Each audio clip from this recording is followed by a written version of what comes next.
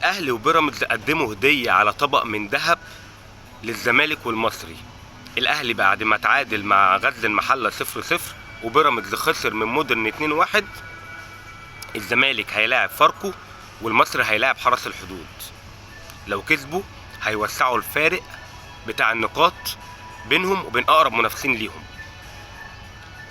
لا ده كمان الجوله القادمه الاهلي هيلاعب بيراميدز، عركه كرويه، ماتش من ابو 6، لقاء الجريحين.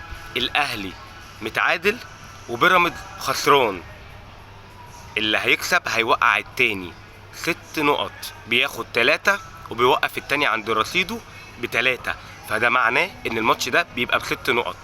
هنشوف بقى اللقاء الجاي والعركه الكرويه هتعمل ايه، وهنشوف الزمالك والمصري هيعرفوا وهيقبلوا الهديه بتاعه الاهلي ولا هيرفضوها هم كمان. ونشوف دوري المفاجآت الغريب اللي بيحصل فيه ده، هنتابع ونشوف مع بعض ايه اللي هيدور في الدوري الغريب ده.